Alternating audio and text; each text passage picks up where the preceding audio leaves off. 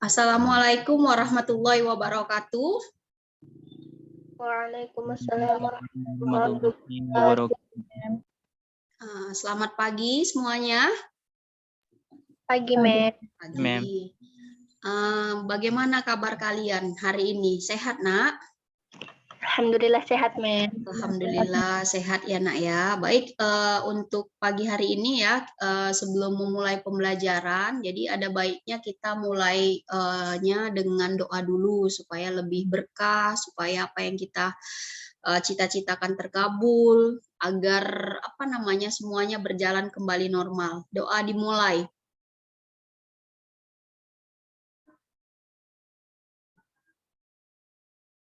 Doa selesai. Baik, saya akan share PPT saya pada pagi hari ini. Kalau yang minggu yang lalu kita itu ujian ulangan harian. Nah, kalau yang ini kita lanjutkan kepada materi ya. Karena minggu depan itu kita udah UTS ya, benar kan? Benar, Mem. Nah, UTS berarti tidak ada pembelajaran di Zoom. Kalian harus fokus mengerjakan di UTS kalian. Ini sudah nampak PPT yang saya tampilkan, Nak? Sudah. Sudah ya, oke. Jadi materi kita pada pagi hari ini adalah perang melawan kongsi dagang. Nah, kalau mereview kembali untuk pembelajaran minggu yang lalu, mungkin kalian ada yang masih yang ingat apa materi kita minggu yang lalu, Nak? Silakan. Tentang penjajahan dan penjelajahan, Mem. Itu masih jauh, masih kurang tepat. Ada lagi yang bisa membantu saya? Ayo, ada lagi yang bisa membantu saya? Khususnya kita membahas tentang apa di 2 minggu yang lalu, karena minggu semalam kan kita nggak masuk tuh karena ada simulasi ya. Oke, 2 minggu yang lalu kita membahas tentang apa? Ada yang ingat?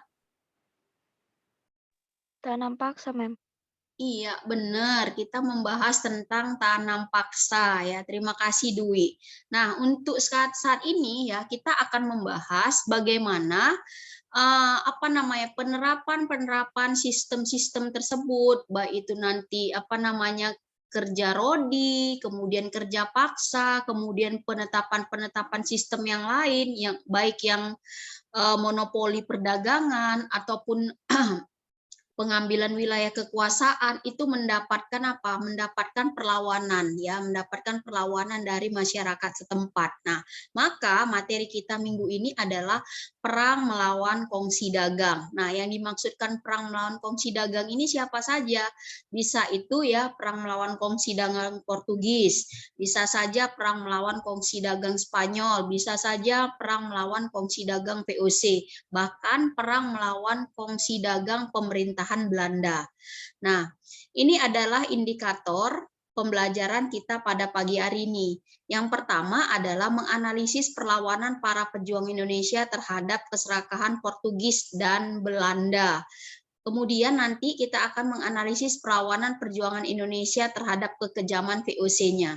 Nah, jadi ini adalah materi kita ya. Jadi kita akan mulai satu persatu, tapi sebelum saya memulai pembelajaran kita pada pagi hari ini, terlebih dahulu saya akan menjelaskan di sistem di psikologi kita ya. Saya sudah membuat tugas kalian di psikologi. Jadi tugas kalian di psikologi itu bukan kuis, tapi tugas. Tugasnya itu adalah apa? Tugasnya adalah membuat poster. Jadi tolong disampaikan dengan kawan-kawan kalian yang nggak mengikuti Zoom ya. Tugasnya adalah membuat poster. Poster yang bertemakan tentang perang melawan kongsi dagang ya. Jadi di situ ada pilihan-pilihannya, tapi kalian boleh keluar dari pilihan tersebut, tapi asal tetap pada skup yang sama, yaitu apa? Perang melawan keserakahan penjajah. Nah, itu dia. Nah, jadi pada pembuatan poster nanti itu mekanismenya gimana? Mekanismenya yang pertama adalah pembuatan poster boleh kalian lakukan melalui media Canva atau boleh menggunakan PowerPoint, atau boleh menggunakan media-media yang lainnya, ya. Pokoknya dia harus berbentuk poster dengan tema yang tadi. Kemudian yang kedua adalah penyerahan pengumpulan poster tersebut itu dikumpul paling lama tanggal 30 September ini.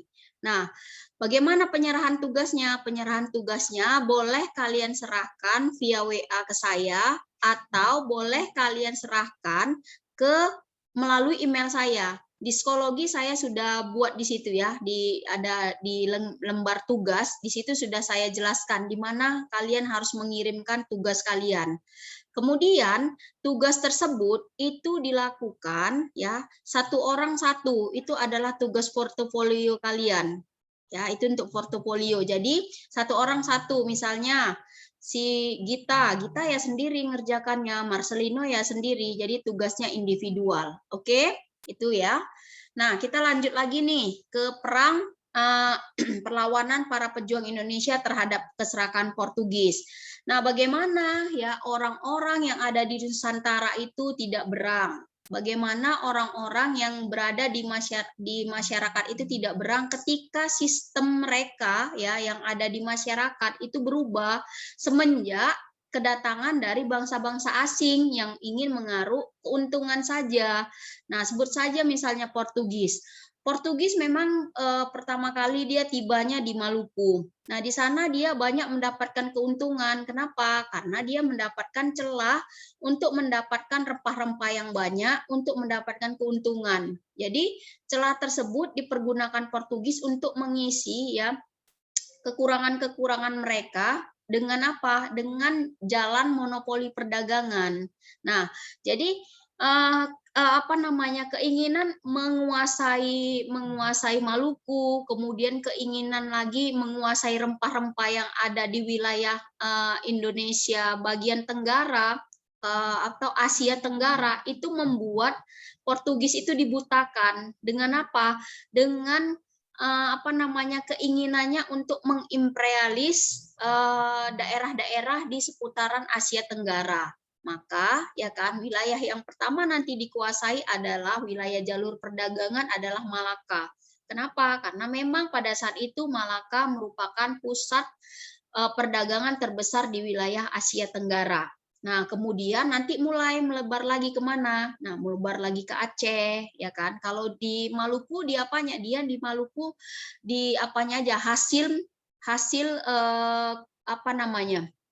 hasil rempah-rempahnya aja. Jadi bukan bandar perdagangan di sana, tetapi bandar perdagangan yang ada di Asia itu adalah di Aceh dan di Malaka. Nah, jadi nanti Portugis ini mencoba untuk menaklukkan Malaka. Ternyata bisa ya Malaka bisa ditaklukkan.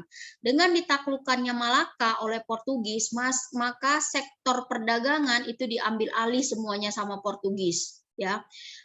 Orang-orang tidak bebas ya, para pedagang-pedagang Asia itu tidak bebas melakukan perdagangan di Malaka, sehingga ya mereka akan memutar ya kan, akan memutar, nggak mau lagi melakukan kontak perdagangan di Malaka. Mereka cari di mana daerah pusat perdagangan lagi yang ada gitu. Nah, dilihat di mana ya, oh di Aceh. Ternyata di Aceh itu ya bisa dijadikan mereka sebagai pusat perdagangan dan jauh dari Portugis. Namun ya karena ketamakan yang tadi itu, setelah menguasai Malaka pun Portugis kembali ingin menguasai Aceh, ya kan, menjadi pusat perdagangan di sana. Tapi nggak gampang. Kenapa? Karena memang pada saat itu ya Belanda juga sudah mulai mengincar Aceh ini sebagai apa? Sebagai pusat perdagangan mereka, sebagai tempat mengumpulkan pundi-pundi uang mereka itu gitu. Nah, makanya kalian bisa lihat Portugis menyerang Aceh namun selalu kalah, ya kan? Nah, karena apa? Aceh memperkuat angkatan perangnya. Nah, ada kemarin pertanyaan di 2 minggu yang lalu, apakah ada kontribusi Bu Konstantinopel atau kerajaan-kerajaan Islam yang ada di Asia terhadap Indonesia ada gitu, termasuk ya Konstantinopel, Turki itu banyak sekali bantuannya terhadap kerajaan-kerajaan yang di Indonesia, khususnya kerajaan-kerajaan Islam. Nah, makanya kalian bisa lihat kerajaan Aceh itu merupakan satu kerajaan yang besar karena memang bala bantuan militernya itu dibantu dari kekuasaan Konstantinopel atau sekarang itu apa ya, Turki dia. Oke. Nah, berikutnya kita akan membahas itu tadi Aceh. Nah, ini kita lebih lanjut kita membahas tentang keserakahan yang dilakukan oleh VOC. Ini saya sudah sudah berbicara mungkin beberapa minggu yang lalu tentang perlawanan yang dilakukan terhadap masyarakat Aceh. Jadi, daerah yang ada di Indonesia yang paling sulit ditaklukkan juga termasuk Aceh. Nah, ada yang bisa menjawab, "Nak, kenapa Aceh itu sulit untuk ditaklukkan oleh para imperialis? Ada yang tahu, Nak? Ada yang bisa bantu jawab? Silahkan. Ada? Silahkan, Nak. Ada yang bisa menjawab kenapa Aceh sulit ditaklukkan oleh bangsa-bangsa Eropa? Mungkin Mem dari segi pertahanan maritimnya Mem, karena kan Mem Aceh itu dekat laut ya Mem, jadi biasa berperang gitu Mem. Oke, benar, satu jawaban saya simpan. Berikutnya, ada lagi Nak pendapat kalian? Silahkan. Itu Mem, mungkin karena kekuatan kerajaan Aceh Mem. Gimana? Karena kekuatan kerajaan Aceh Mem, kayak kekuatan Sultan Iskandar Muda gitu Mem. Iya, oke, karena kekuatan dari Kesultanan Aceh. Oke, saya simpan. Yang lain? Benar. Karena mereka mempersatukan kekuatan mereka, Mem, untuk melawan para penjajah, Mem. Oke, memperkuat persatuan mereka untuk melawan para penjajah. Oke, benar. Yang lain? Karena nggak mudah terlalu domba, Mem. Gimana? Karena mereka tidak mudah diadu domba. Tidak mudah diadu domba. Oke, benar. Yang lain, Nak? Mereka punya itu Mem, pasukan khusus untuk melawan penjajah yang isinya wanita. Apa ya Mem? Lupa Mem. Yang mereka itu janda-janda para syuhada yang terdahulu Mem. Iya, oke, itu juga ya kan. Nah, oke, benar semua jawabannya. Jadi dari keseluruhan tadi jawaban-jawaban kalian itu benar semuanya. Artinya apa? Memang terjadi persatuan ya kan pada masyarakat Aceh.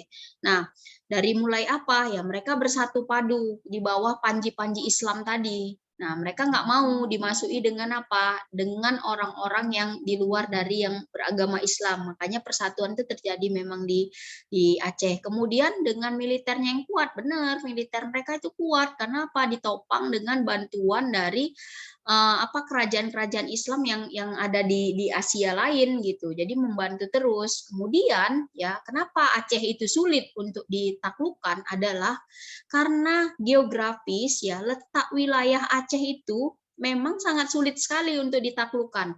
Perang-perang gerilya atau perang-perang yang secara sembunyi-sembunyi, taktik perang itu sudah dilakukan mereka pada sejak zaman dulu. Jadi kalau di laut, mereka mengandalkan kekuatan militer lautnya. Tapi kalau di darat, mereka mengandalkan apa? Letak geografis mereka itu, gitu ya. Letak geografis mereka itu dengan apa? Wilayah yang perbukitan. Nah, itu sulit untuk ditaklukkan.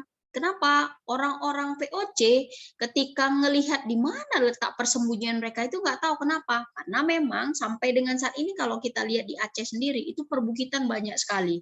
Ya, markas mereka secara tersembunyi itu tidak diketahui oleh para penjajah dulu. Jadi makanya itu salah satu faktor kenapa Aceh itu sulit ditaklukkan.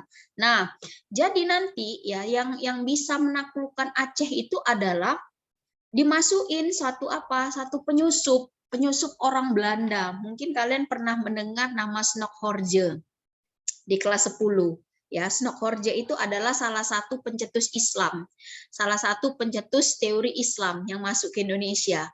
Nah, ternyata ya kan Snoekhorje juga adalah salah satu mata-mata, ya kan? Mata-mata yang dibuat siapa? Mata-mata yang dibuat oleh Belanda untuk apa? Untuk menaklukkan Aceh. tadi, ya kan? Nah, dia nanti akan berpura-pura masuk ke masyarakat Aceh, mengenal lebih dalam tentang Islam, dia jadi mualaf, dia mempelajari, tapi di balik itu semua dia mempelajari bagaimana kekuatan Islam itu, bagaimana memecahkan rakyat Aceh itu. Nah, sehingga nanti dia banyak belajar memang dia tentang Islam, tapi nanti akhirnya dia bisa menjatuhkan Aceh. Nah, itu dia. Ini mungkin kalian ya yang di PPT ini sudah saya jelaskan ya kan. Ini tentang perjuangan dari Laksmana Malahayati ya kan, di mana dia sudah membunuh si Cornelis de Houtman.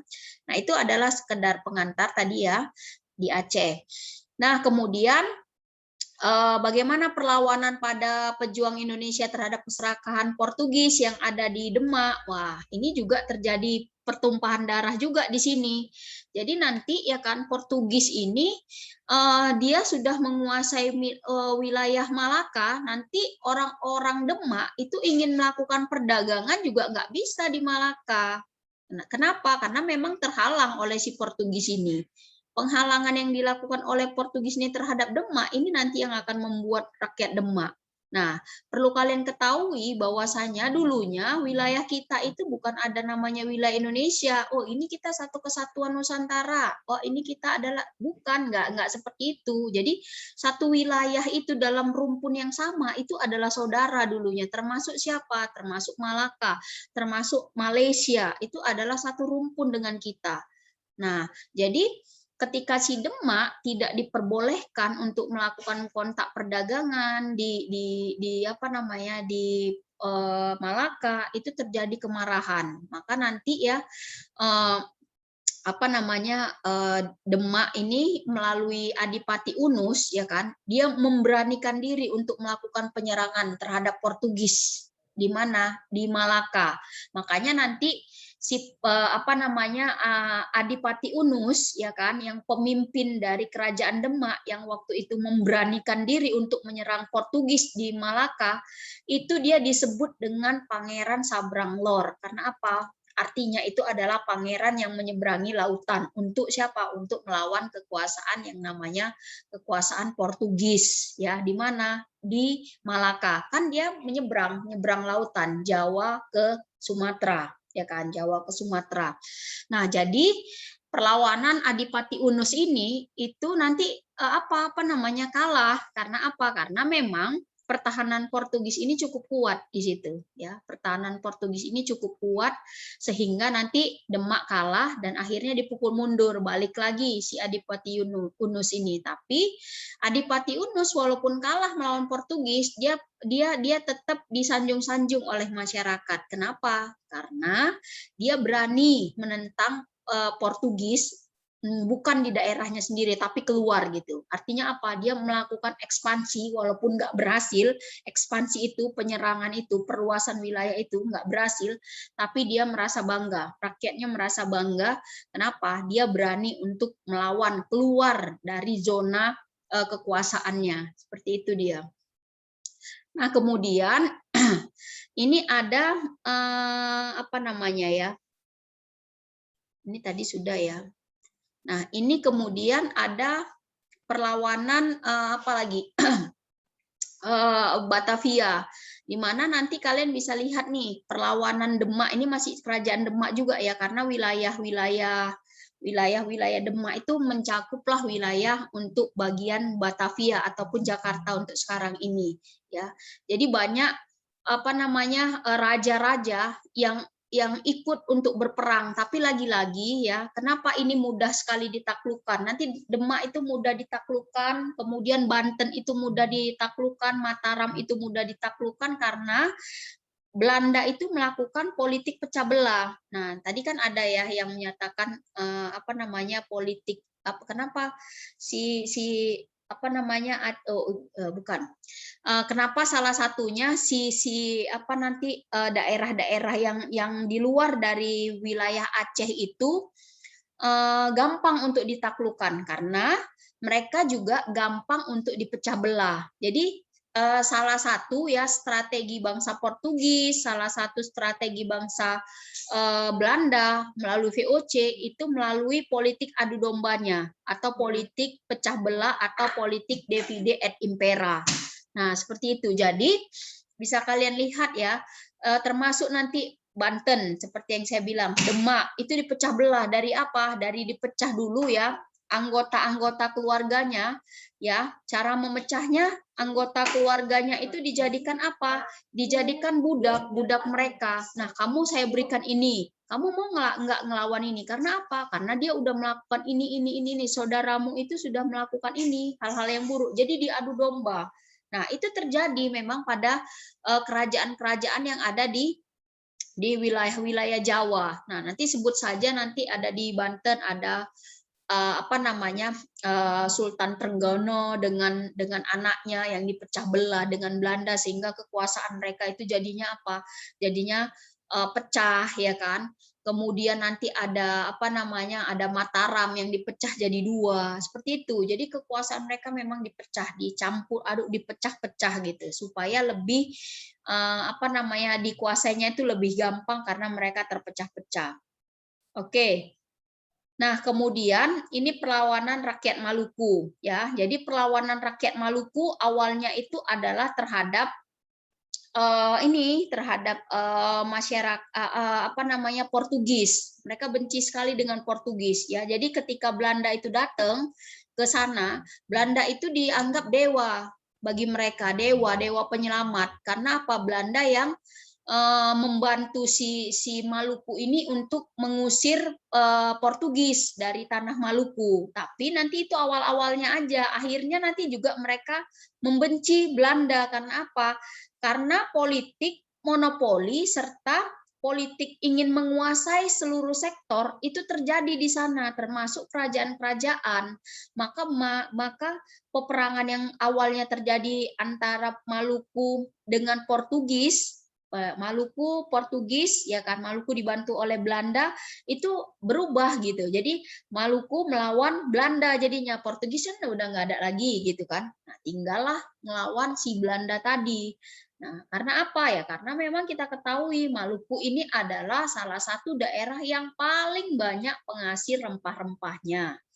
Oke. Nah, kemudian ini tadi perlawanan rakyat Maluku, nanti ada Patimura, ya kan kalian bisa bilang. Kemudian nanti ada Sultan Hairun, banyak sih ya kan. Masing-masing kerajaan-kerajaan yang ada di setiap daerah itu melakukan perlawanan. Jadi setiap daerah yang misal di daerah Sumatera Utara itu ada banyak kesultanan, ya kan, ada banyak kesultanan. Tapi yang menjadi pusat kesultanan yang ada di Sumatera Utara itu adalah Kesultanan Delhi. Nah, dia punya nanti bawahan-bawahan, ya kan, kesultanan apa, misalnya Kesultanan Serdang, sama-sama Melayu, tapi pusatnya itu di Delhi. Nah, seperti itu dia. Jadi banyak kesultanan-kesultanan yang ada di Sumatera Utara, baik pun kesultanan-kesultanan yang ada di luar dari Sumatera Utara itu banyak. Itu melakukan perlawanan semuanya, termasuklah Maluku dan daerah-daerah yang lain, Banjarmasin, Kalimantan itu melakukan yang namanya pertentangan, pergolakan terhadap apa? Kedatangan bangsa-bangsa VOC ataupun bangsa-bangsa Portugis. Bayangkan mereka melaksanakan hak outro itu sudah berapa abad ya kan, hampir ada 2 abad, hampir ada 2 abad hak outro itu dilakukan, VOC masih terus bertahan seperti itu. Oke, itu ya. Nah, ini perlawanan rakyat Belanda ya terhadap perlawanan rakyat Maluku terhadap Belanda ini dilakukan oleh Kapiten Patimura. Nah, kalian bisa lihat. Oke, sebelum saya mau buka sesi pertanyaan karena untuk yang perlawanan-perlawanan ini saya bagi ke dalam 2 sesi untuk materi saya ya, untuk di minggu depan lagi. Minggu depan kan kita ujian, berarti minggu sekali lagi. Oke, ada pertanyaan, Nak? Silahkan. Silahkan, ada pertanyaan yang berkaitan tentang perang melawan kongsi dagang. Silahkan, Nak. Ada? Ada? Tidak ada, Mem. Tidak ada. Sudah paham? Paham, Mem. Sudah paham ya? Nah, jadi silahkan kerjakan apakah psikologi, ya kan? Kemudian silahkan kerjakan tugas-tugas kalian dengan baik. Kalau ada yang nggak paham, kalau nggak ada yang nggak paham, WA saya atau telepon aja melalui WA. Bu, ini gimana? Misalnya tentang tugas yang tadi di psikologi, pembuatan poster, kalian nggak ngerti. Nah, itu kalian boleh chat. Tapi kalau misalnya kalian mau nanya pun sekarang, saya persilahkan. Silahkan. Nah, ada pertanyaan tentang tugas pembuatan poster itu, silahkan. Maaf, Mem. Tadi saya terlambat join ke Zoom ini, Mem. Jadi tugas poster itu gimana ya, Mem? Oke, Saya ulangin lagi ya, Nak. Tugas pembuatan poster itu ya, tema posternya adalah apa namanya? Perang melawan kongsi dagang. Lihat di psikologi di bagian tugas. Di situ sudah saya jabarkan mengenai tugas pembuatan poster. Jadi tugas pembuatan poster itu kalian boleh membuat poster melalui media, boleh milih ya, melalui media Canva atau PowerPoint atau media-media yang lain yang kalian anggap gampang untuk membuat poster ya. Kemudian itu kalian bisa pilih tuh apa-apa saja. Misalnya kalian mau milih perang Aceh, ya udah kalian buatlah buat poster tentang perang Aceh. Jadi poster itu harus menarik, ya. Poster itu harus menarik dengan ada pencantuman gambar-gambar dan keterangan-keterangan tentang perang Aceh tersebut, ya. Kemudian pengumpulan tugas poster itu paling lambat tanggal 30 September. Jadi di akhir bulan ini, ya, itu untuk nilai portofolio kalian. Oke. Nah, apalagi? Pengirimannya itu bisa melalui WA dengan saya atau melalui email yang sudah saya kasih di psikologi, di keterangan psikologi itu atau di lembar tugas psikologi sudah saya kasih alamat email saya. Jadi silahkan kirim melalui email ataupun melalui WA, silahkan aja, ya. Sudah? Siapa tadi? Dwi ya? Baik, Mem. Terima kasih, Mem. Oh, Nadia. Oke. Mungkin itu saja yang bisa saya jelaskan pada pagi hari ini, Nak. Selamat menempuh ujian tengah semester. Semoga hasilnya memuaskan untuk kita semua. Oke, saya tutup ya pembelajaran kita pada pagi hari ini. Sekian. Assalamualaikum warahmatullahi wabarakatuh. Waalaikumsalam warahmatullahi wabarakatuh. Terima kasih.